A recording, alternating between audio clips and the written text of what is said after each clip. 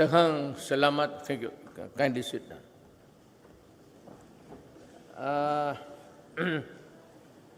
I have a 3 pages of prepared speech. Is it that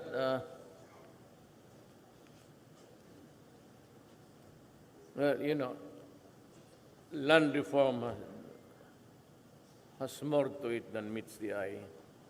Maybe I will read the prepared speech in fairness of the one who labored for it until morning time. My staff came in this morning. So, but I will also try to express what's in my heart. Agrarian Reform Secretary John Casaciones and the other members of the Cabinet, Senator Bongo,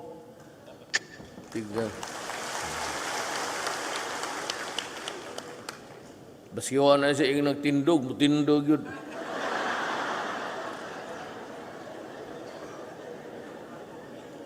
Agriculture Undersecretary Waldo Carpio, Land Bank of the Philippines President Cecilia Borromeo,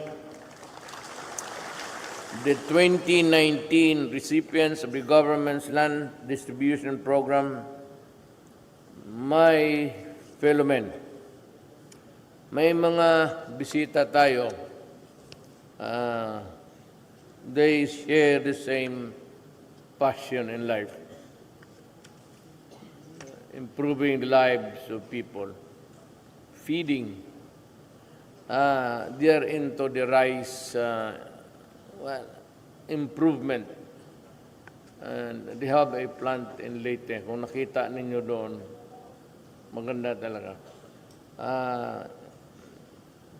I don't know, but I think they are just motivated by an exceedingly passion for to assist their fellow men. Andito, the one who brought them to us is Solicitor General Joe Calida. Joe Calida is from Davao.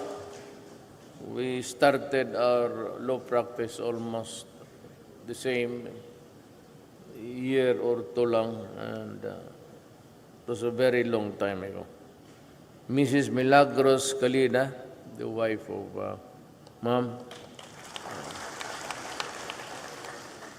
Attorney Mark Jorel Calida. Siya anak mo? May anak, may bugado ka na rin, ha? Mr. Patrick Francois Renosi.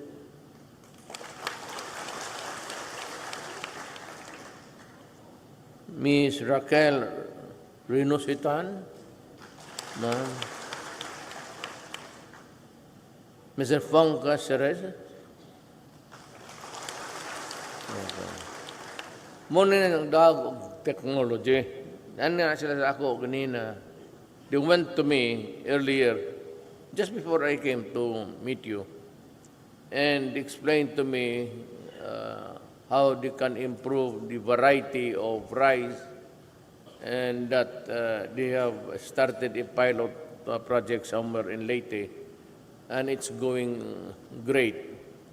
And so, ang kanila lang is magtulong. Tulong lang in the matter of production, no genetic engineering, no nothing, except that I think you plant it properly. There has to be something there that has to be or needs to be improved. Pero sabi nila, it can produce rice for the many Filipinos, not to go hungry. Pero ang problema natin is ganito. All over Mindanao, particularly, yung mga prime lands natin on the historical land geared for rice planting and corn are getting to be smaller and smaller and smaller every day. The big corporations are taking over. And what they are into is agriculture, but it is for cash crop. Meaning to say, they're planting, na sila'y gitanom, what they're planting is to sell. That's why it's called for cash. We have not been able to catch up with the area where we can plant the produce should be food crop. So there's a dilemma there somewhere, and one day government has to reconfigure to have enough land to sustain the needs of the Filipino people. Historically, we have been importing, and that is because of so many factors. One is land. And during my time, I have insisted that we implement land reform. We are not buying lands anymore. Tapos na yun eh. But what I have been insisting all over the country, especially lands that were more or less structurally built for feudalism. So, yan ang nagproblema. That is, nandito man si Tornillo, yung sasagay. Ang ayaw kong, what I do not like with the Communist Party of the Philippines is first, they are waging a war against government. Maybe I can understand that sometimes revolution is the best alternative. But today, it's passé. Bahaw na. And however long they fight, they cannot win.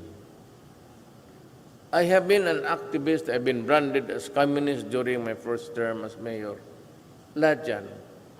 And it is understandable. Christians who came here seeking greener pastures, of course, are not natives of Mindanao.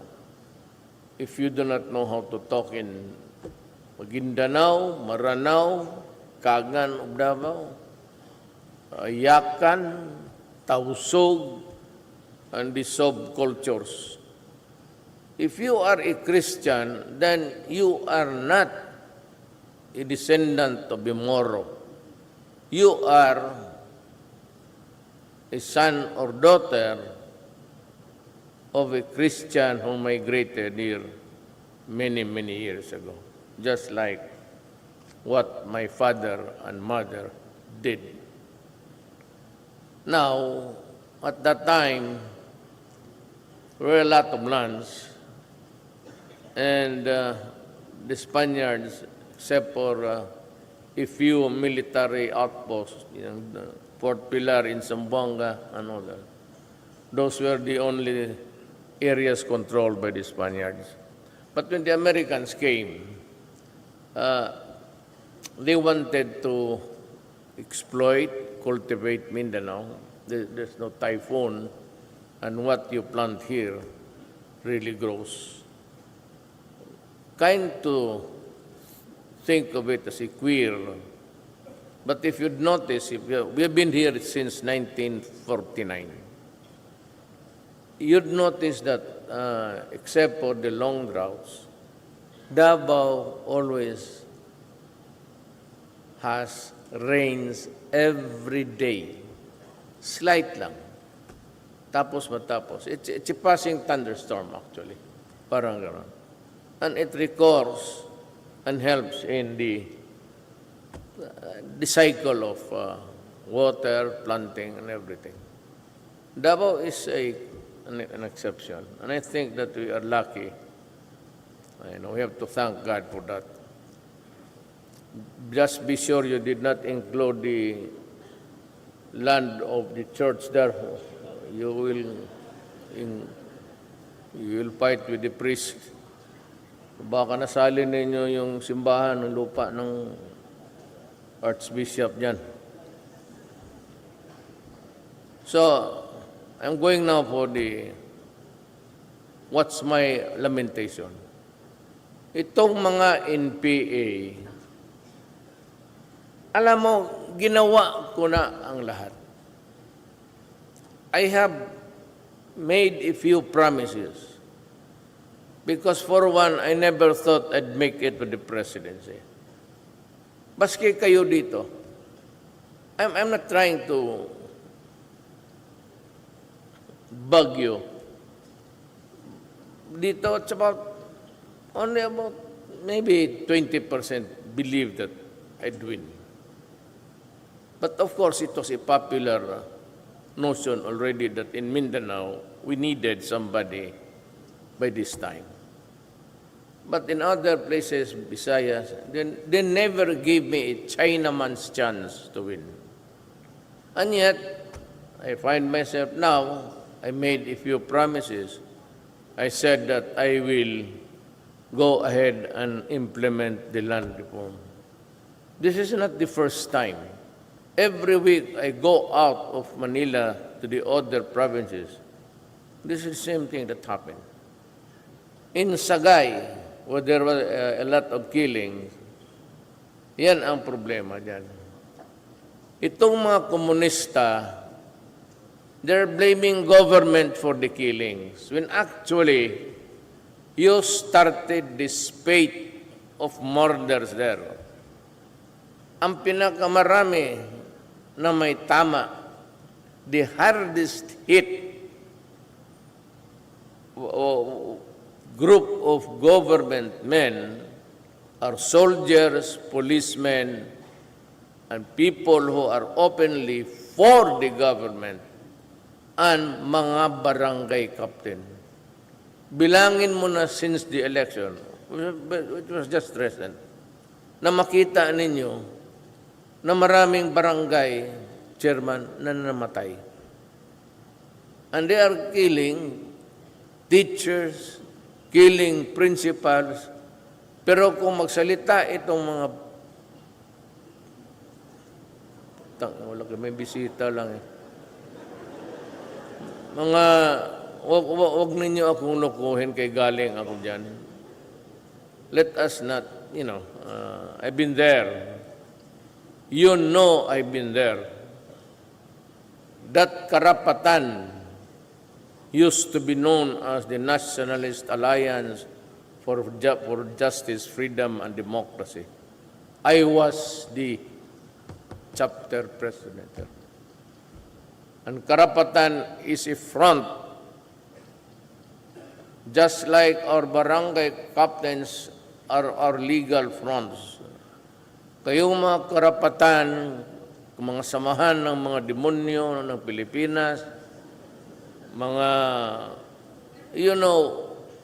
what you did in Negros, is not just fighting. The danger there is you are now implementing the commune system of the discredited Communist Party strategy. Guys, I've sent people to China. Those who surrendered, diretso, punta kayong China. So, look what the communists did with their communism system. So, if you find it still viable for this country, then I will join you. But look at China now. The party is only there to control the government. Otherwise, it will. But it has gone too big. Dito, you are still fighting, you are still killing people, murder, and I said, that's not only the reason of the number of people killed. That's one.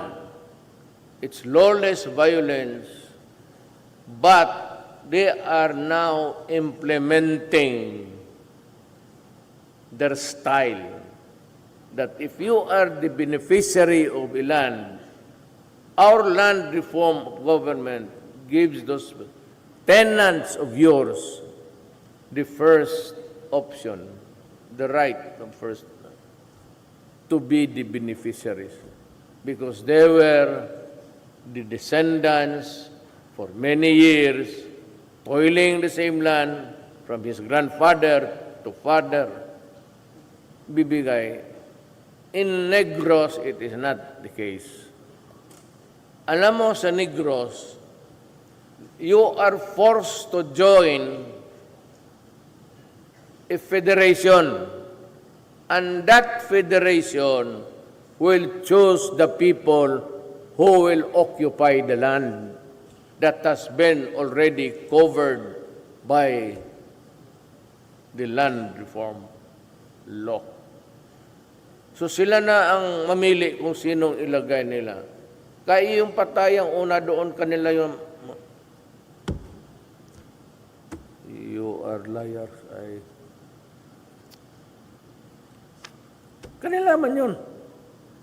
Sila yung farmers dito, nag-meeting sila ng farmers ng federation, pati yung grupo. Hindi sila nagkaintindihan, nagbarilan. Tapos tina-charge ang gobyerno, ako raw. Why would I kill? What for? Use you as your, if I can use your carcass as a fertilizer, I might do that to increase the yield. Bakit? Why would I kill people? For what? If you just can wait, I can, I said. Well, I'm the only president today to distribute how many hectares, Secretary? 120,000 hectares. Meron pa akong 3 years. Pero hintayin lang ninyo. You know, I read somewhere, a learned man, of course, he said, yung revolution, hindi pwede yan if you want change. Nowadays, cannot. It has to evolve by itself. Gaganda rin yan, evolution. America took them so many years, Europe. But the problem in the Philippines is we are beset with, I said, so many a runaway population. We are now 110, 108, they say. And if we rely only on the available lands being tilled now without improving on the technology, on the yield, we will be forever importing rice from the East Asian countries. Ang problema dyan sa ASEAN, the greatest asset also of the countries that are being utilizing the Mekong Delta. Pero ang Mekong Delta, they say, is also slowly being silted by salt water. Someday, it could not really produce as fast as it is now. With the increase in population, patay na. So, the Philippines has to, they used to call it invention, but it's innovation actually now, on anything. Not necessarily contrivances or gadgets, but you have to innovate to survive. So, we are glad that we have visitors, I said men of goodwill, and I'd like to say to the communists, you have crossed the red line. You know, I have been mayor of the city for 23 years. There never was a time that the military or myself allowed torture or to hurt people who surrendered from the NPAs or captured. Wala talaga. We never allow it. Maybe we want it as a revenge. But since we are government and we have stand, but we have to have morals to prop us up Otherwise, we are no different from the barbarians like them. Ang problema nito, in Negros, they captured 4 policemen. And they were battered to death with so many hematomas all over the body. In the 23 years, we never did that. The communists here who take hostage of our soldiers, I go to the mountains every now and then with Bong, bring a helicopter, and if there are many, I bring 2, 3, and retrieve them from the custody. And they have always been honoring that no torture or no inhuman. Doon sa Sagay, ang pulis, pinutulan pa nila ng Gillette daw ang ginamit. Sabi ko, no, look, the reason why we cannot develop fully is the countryside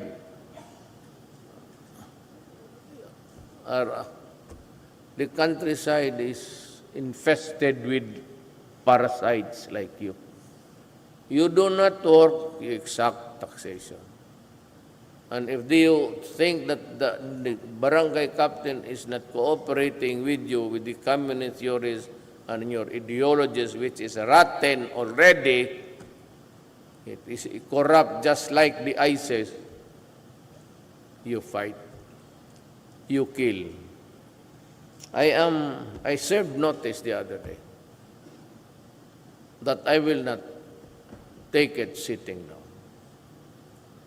I will just maybe, but I told my military and the police, gawin mo sa kanila, do it to them also.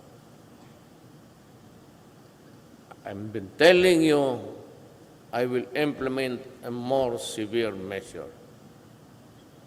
What is it? Maghintay lang kayo.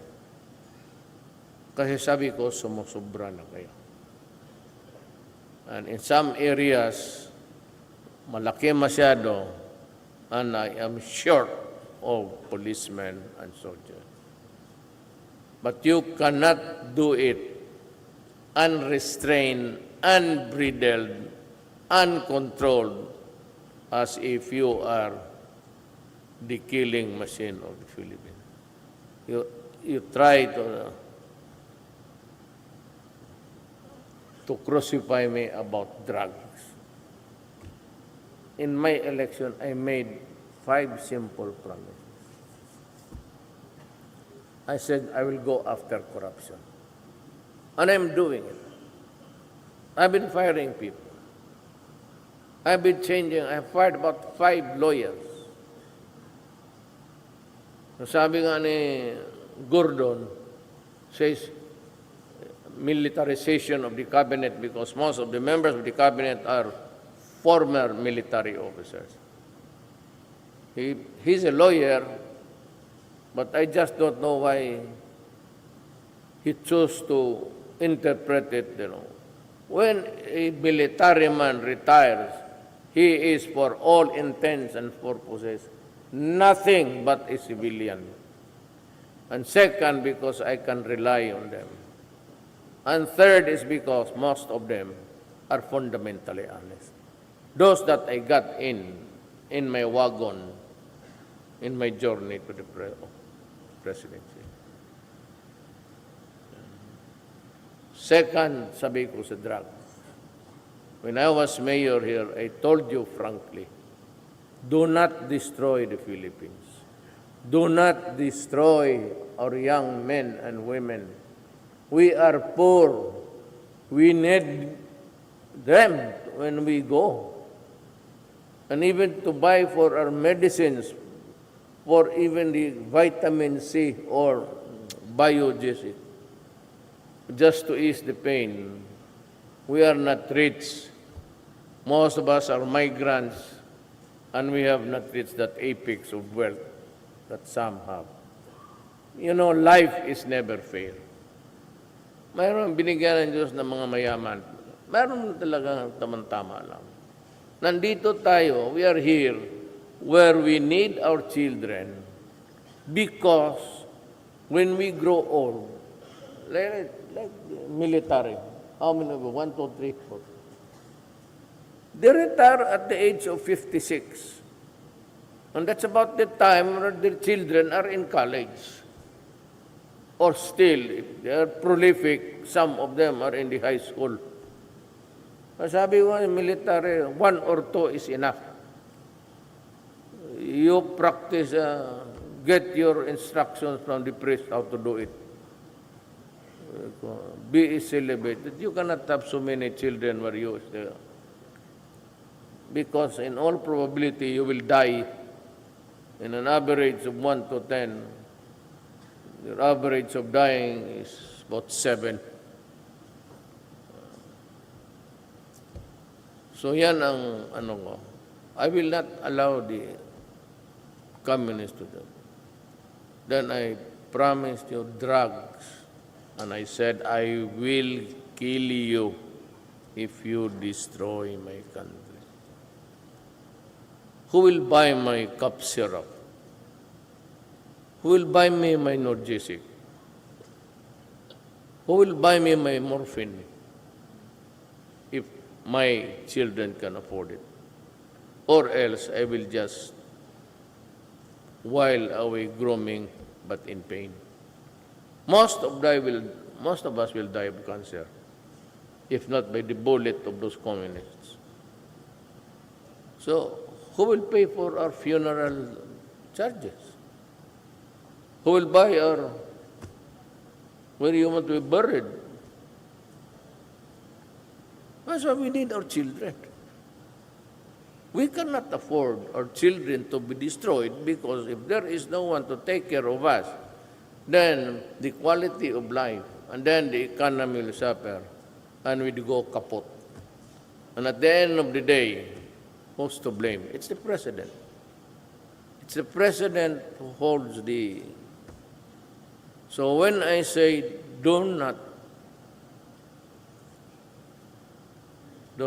mess up with drugs, because I will kill you.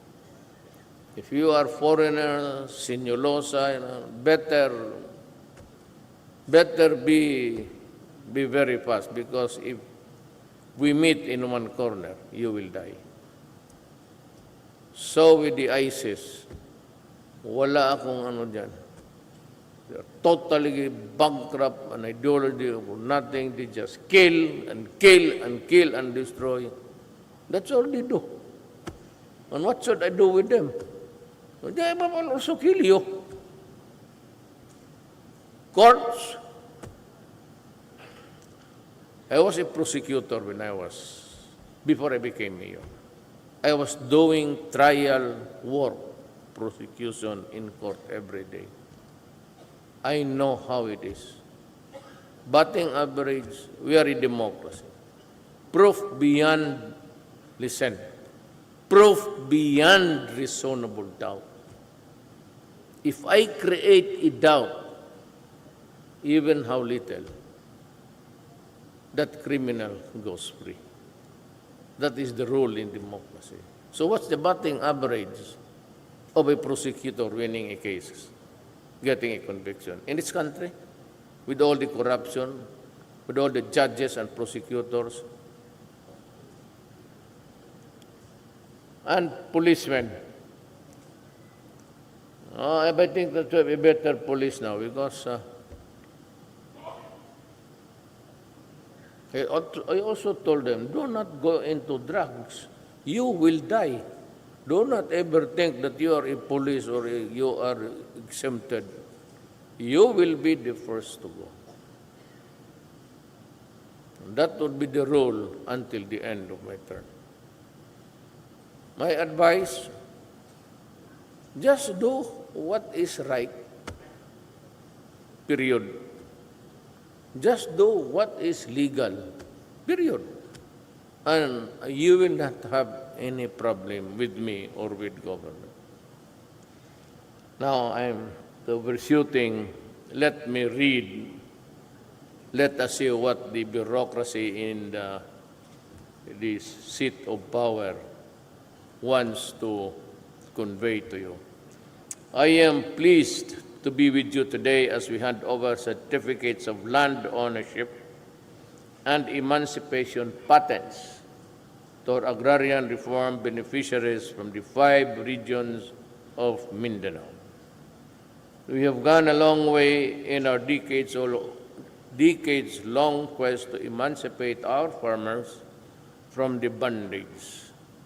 As of June this year, almost 5 million hectares of land have been distributed to almost 3 million agrarian reform beneficiaries nationwide. Almost 2 million hectares of these lands are located in regions 9 to 13, benefiting more than 960 farmers.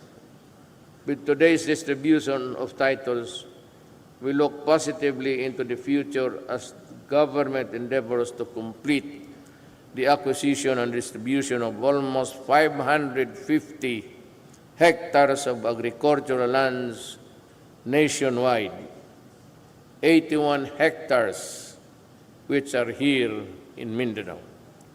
These titles represent not just an ownership over the lands that our farmers steal, but also my administration's steadfast commitment to implement genuine agrarian reform, and that is anchored on social justice, peace development, equity, productivity, and all for our local governments.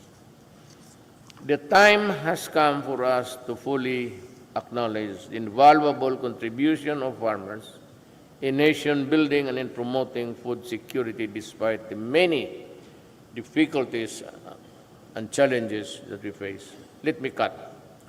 You know, agriculture is the weakest link sa atin. So we have to do more. That's why I said, German si Mrs. Borromeo, land bank, as the word says, it's a land bank. It is a bank that would cater to the needs of the land owners or farmers, but without really being offensive. Pinaka number one ngayon na banking, the number one banking institution now is the land bank, but it is into so many things. I said, go back to your old, the purpose for which you were created.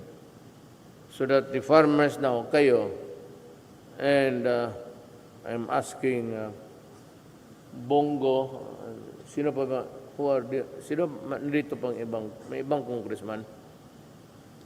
I'm asking you, na yung titulo nila, mamortgage nila sa bangko, ma'am. Hindi kasi magamit nila eh.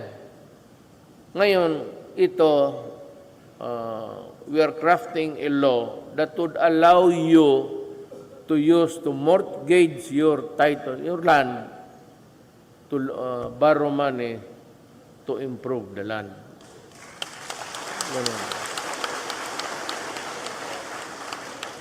And for the many of you who are really not so keen about farming but want the easy life, you go to the bank, mortgage it, and if you have about 50,000, you go and buy shabu.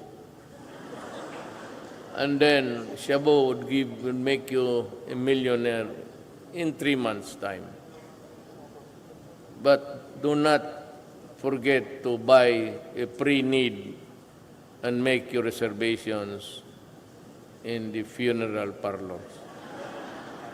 You will go there, I can assure you.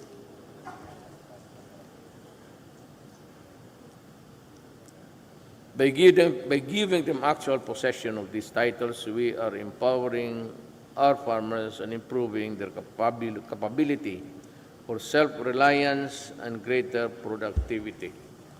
Ang mata ko medyo ang may diferensya. By giving them actual possession, in the implementation of the Comprehensive Land Reform Program by releasing to our beneficiaries the original owner's duplicate title of the agricultural lands awarded to them. I cut here. My orders are to the DAR, give the land to the beneficiaries according to our laws.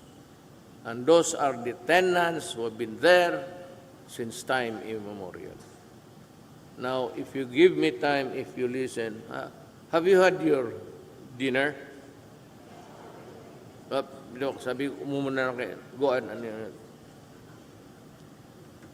When you try to make an assessment or a profiling of a tenant, whether giving the land or allowing the land to be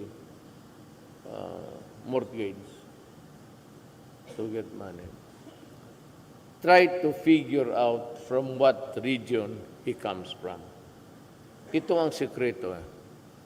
Well, it's my native understanding. Since when I was studying law, I've been trying to figure out why. There are places like in Mindanao, you can convince them by ideology. As for example, land reform. Yan man talaga ang number one nila. That this is the number one hula balo which they used to entice the poor people of the vast lands up. Alam mo, kung mga ito lang, you only have to make them irrelevant. What? The greatest promise that the communist can give is land reform. I have been at it since I became president 3 years ago.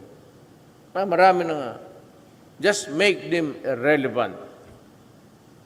Nandiyan na eh. Sila, wala pang typewriter. How can they distribute land? They have dirty nails. They do not brush their teeth. They do not even have shoes. Then you pretend that you are what? You want to distribute land? By the way, do you know how to spell land? I am insulting you. Kasi because you are killing everybody there. Anyone that is anti-communist or does not like the communist, you kill.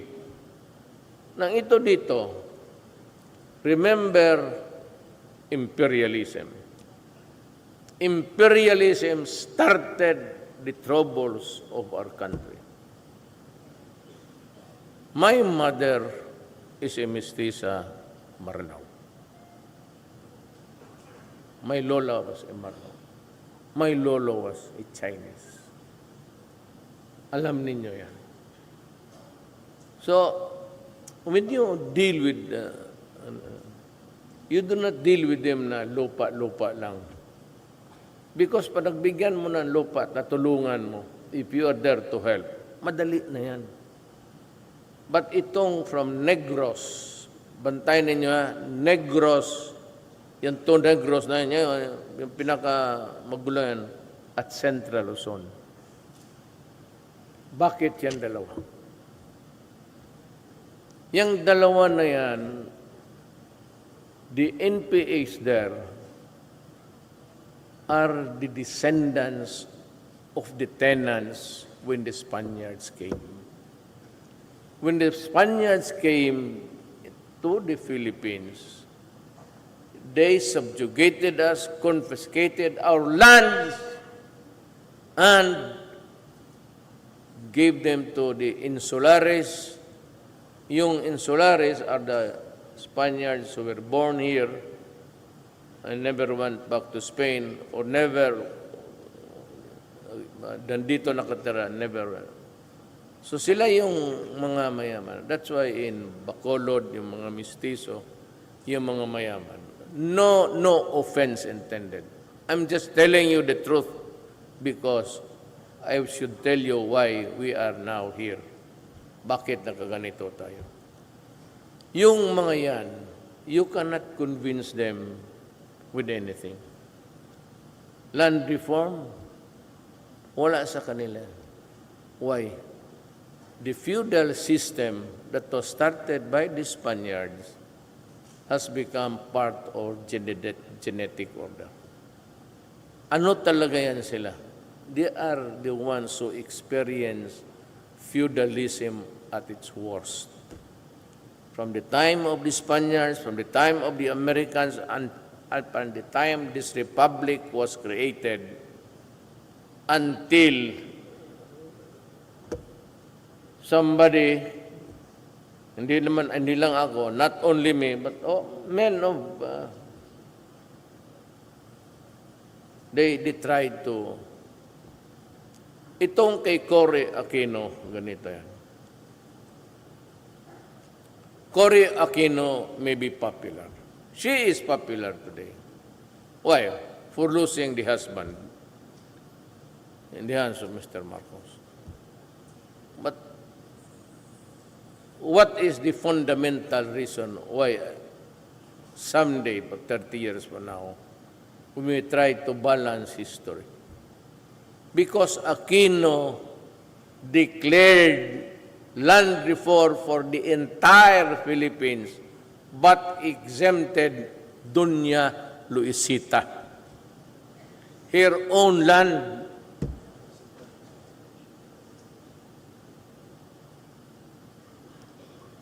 To the many, to those who really wanted to be freed from Marcos, that's another feeling, maybe of gratitude.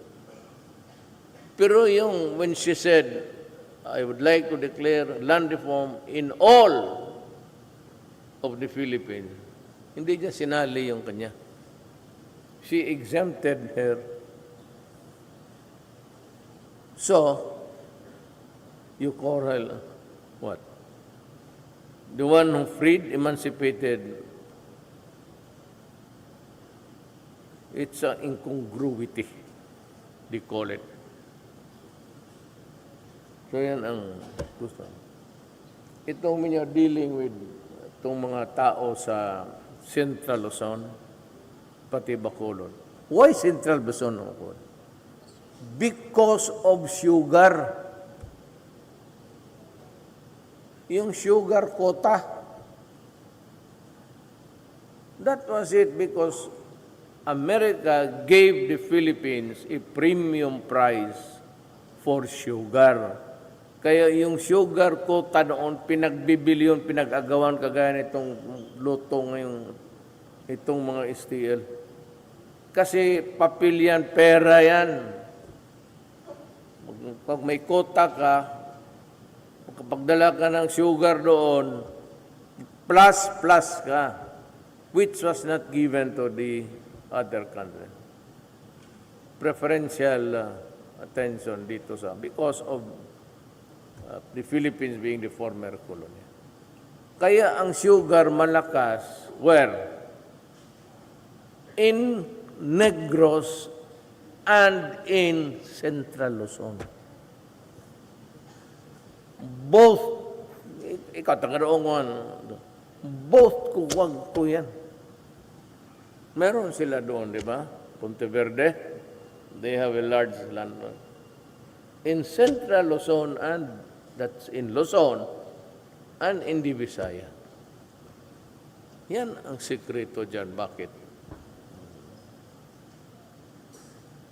Hindi mo makita. Hindi mo makita. Pero, yan, mga Benedicto, they were the ones where the chosen few that the fathers sold.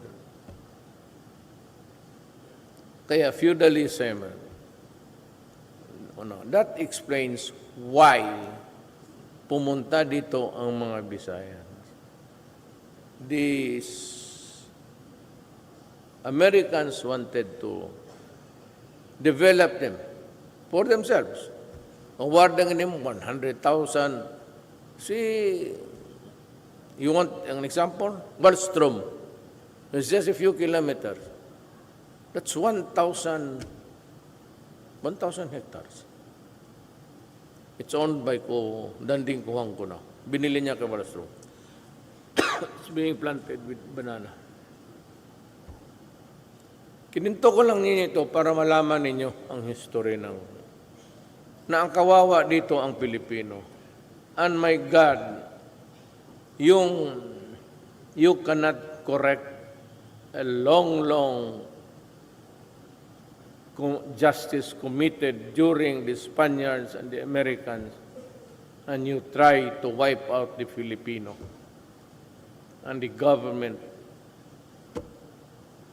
the local governments down there. I will not allow you to do that. I will not. I will give you tit for tat. That's my order to the military. Give them what they deserve. They are not fighting a conventional war. They are not obeying the Geneva Convention. Ganun rin ang Abu Sayyaf.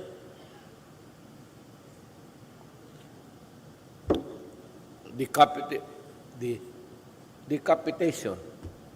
You pay the ransom, decapitate. Like here, you want me to tell you the truth?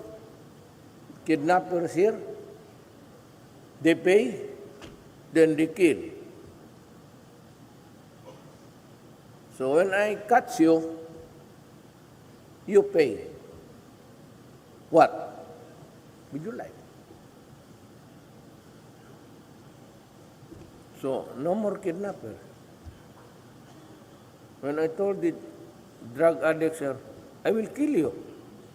So, no more.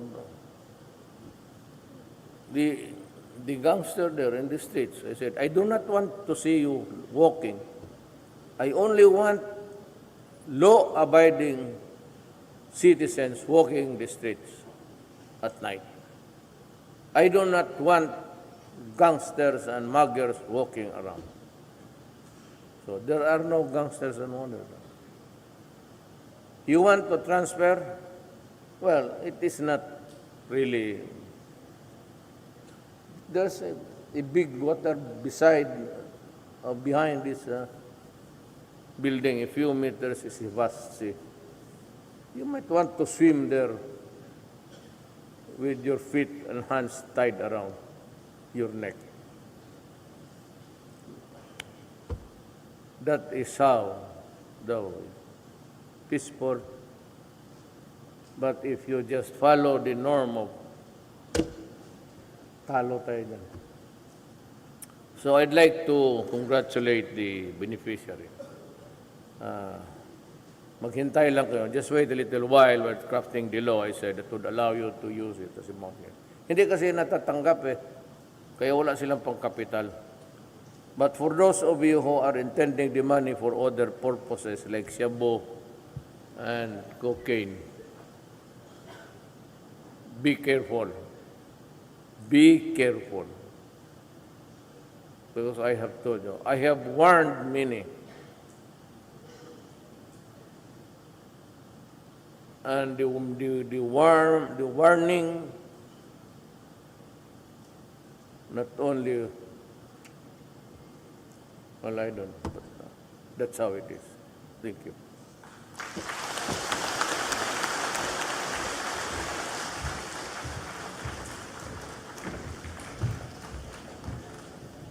Maraming salamat po, mahal na Pangulo.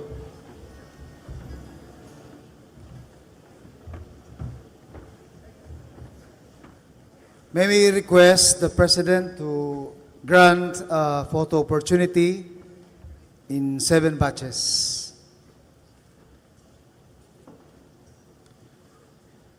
Batch 1, Agrarian Reform Beneficiaries, in orange stickers.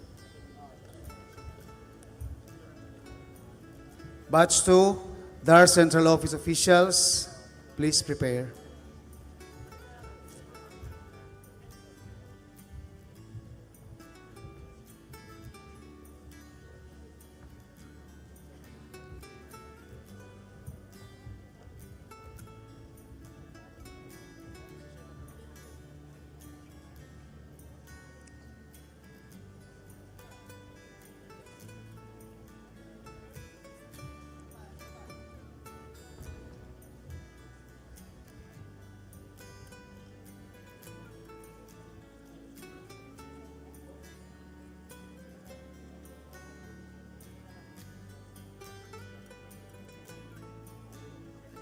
Thank you.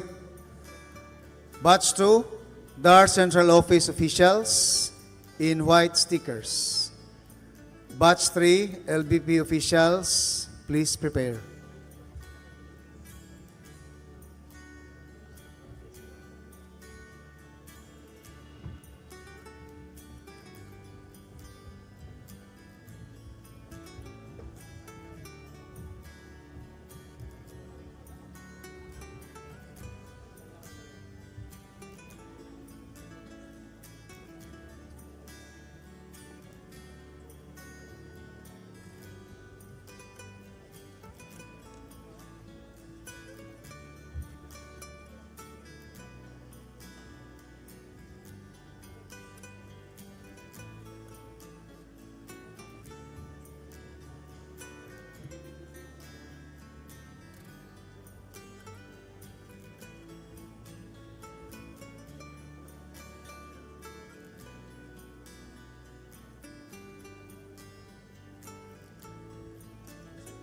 Thank you.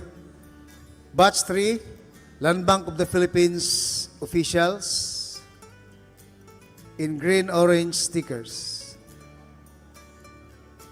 Batch 4, Agrarian Reform Support Line agencies, please prepare.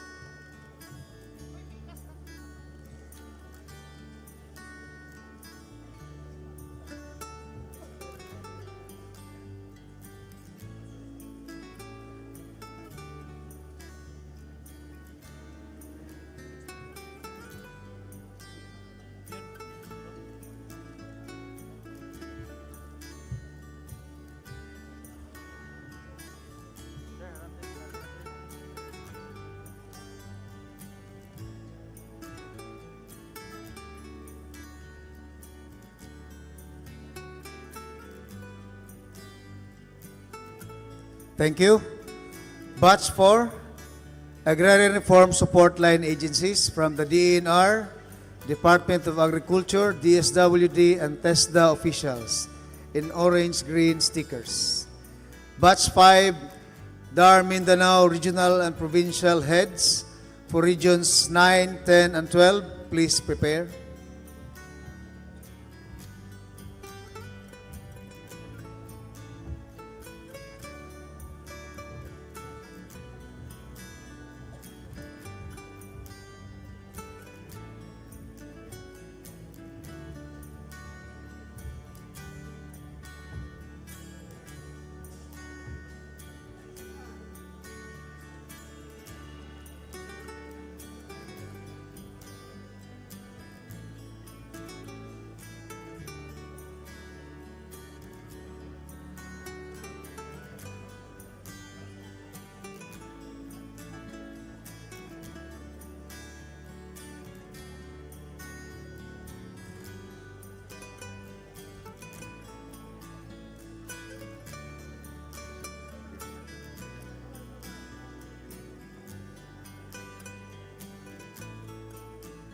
Thank you.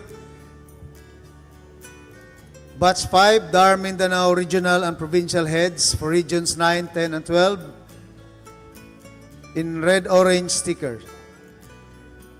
Batch 6, DAR Mindanao Regional and Provincial Heads for Regions 11 and 13. Please prepare.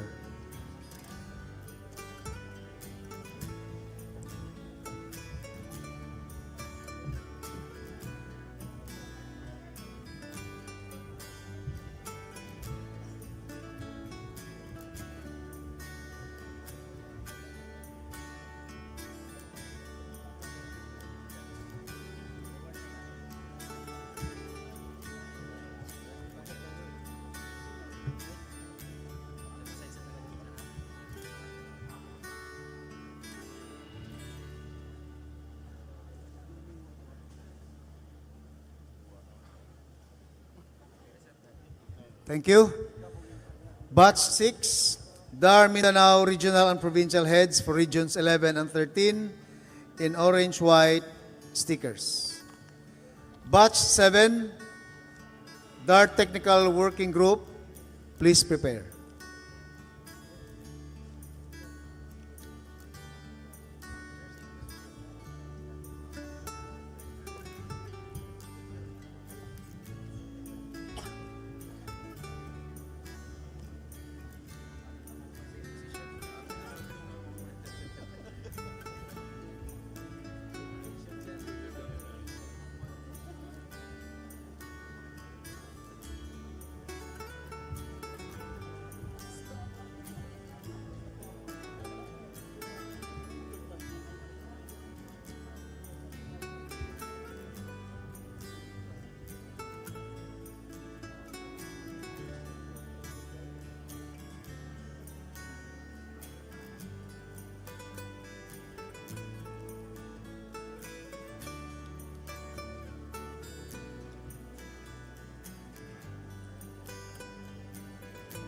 Thank you. Batch 7, DAR Technical Working Group in green-white stickers.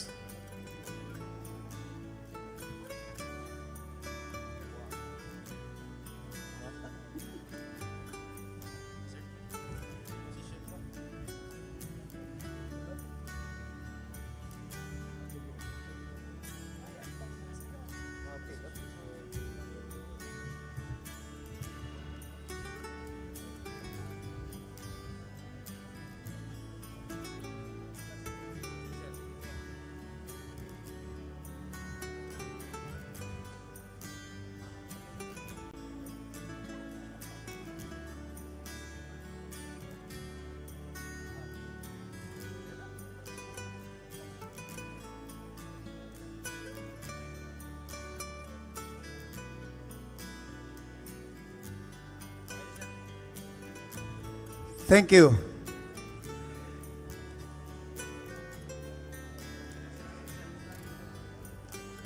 Daghang salamat, Mr. President.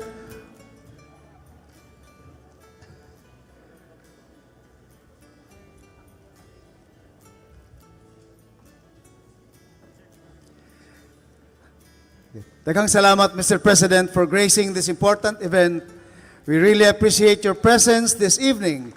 A big round of applause for the President. Mabuhay si Presidente Duterte! Para sa pagbabago,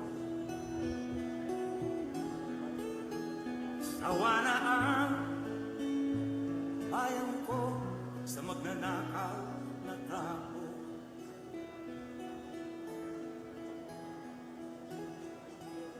Madilim na kahapon, ikaw ang mag-aahon. Sa piling mo, di ko mawawala ang korupsyon.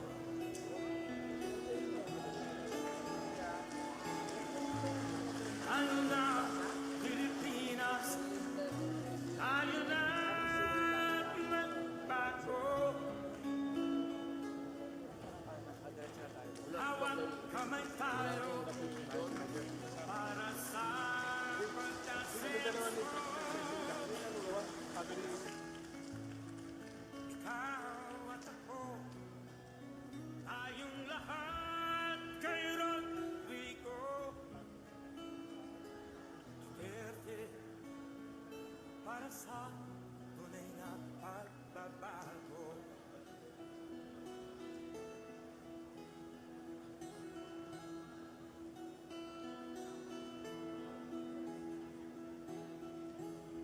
Masdan mo ang paligid, alamat mga krimen, rape, droga at mga nakawan, dapat nga mapigilan.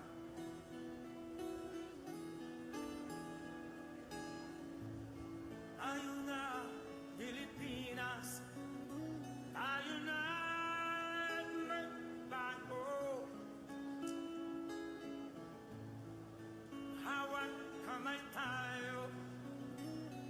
para sa pag-asenso.